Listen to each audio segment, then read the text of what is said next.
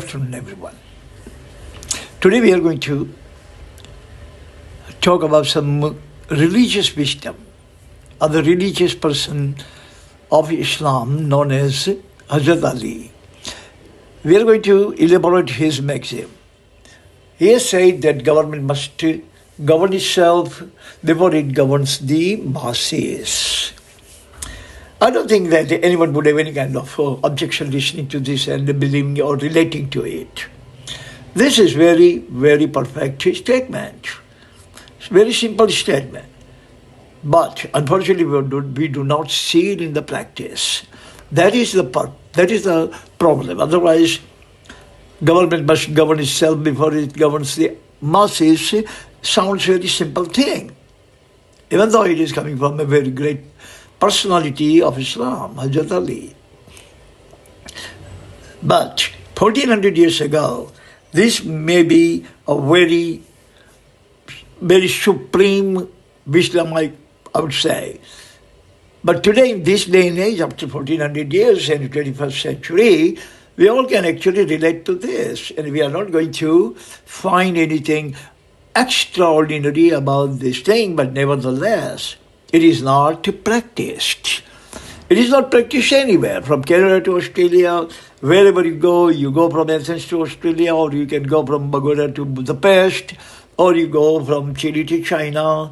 You are never going to find that the government must govern itself. Government cannot govern itself, but they all try to govern the masses.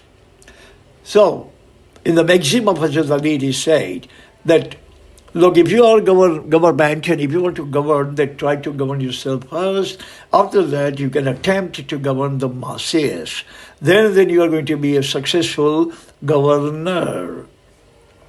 I have chosen 4 points to elaborate this maxim. Number 1 is, you cannot govern the others if you are not governed by yourself.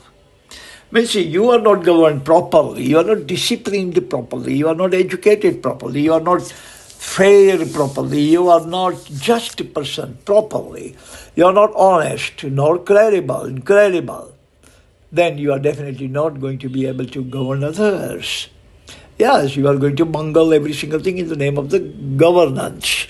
But governance would not actually emerge out of you. It is not going to stem out of your sanctum sanctorum. You are going to just pretend like you are governing and bungling every single thing, like it happens in most of the nations.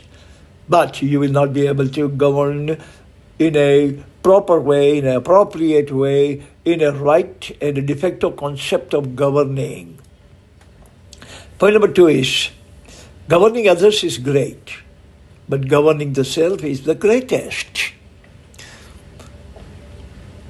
Alexander Great has also said something like that if you can control others, you are great.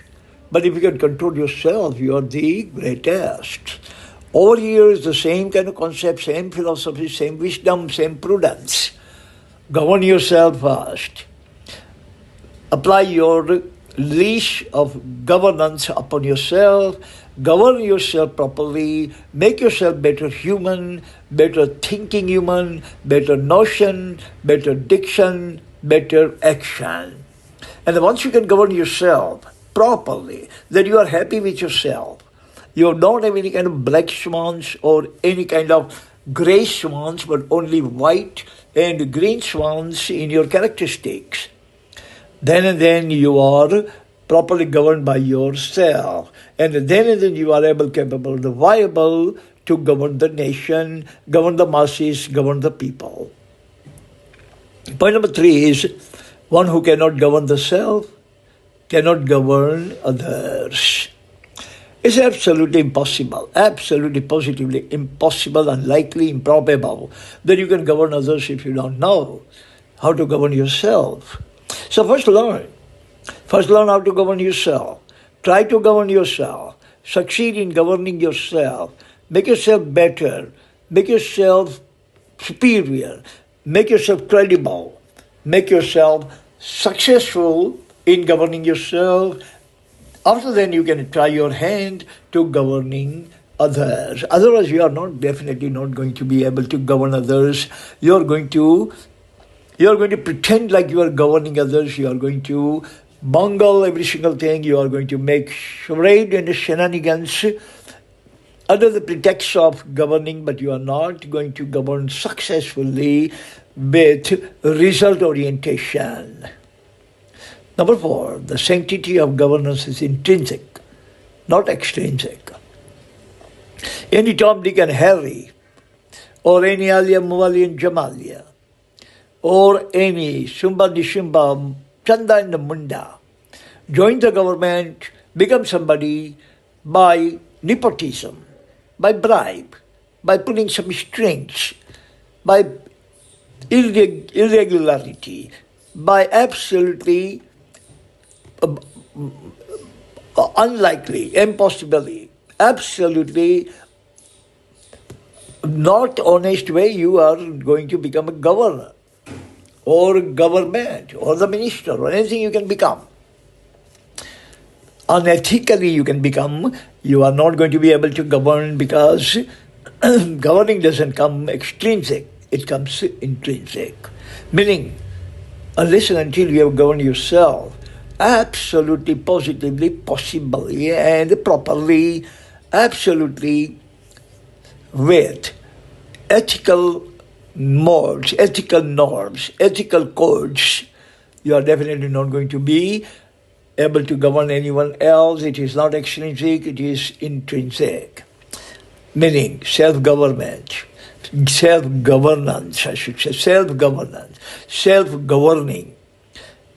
First. After that you can go for extrinsic governing. You can govern other people. Once you govern yourself, after that you govern masses, you govern your subjects, you govern your people, you govern your followers. But you have to first to govern yourself.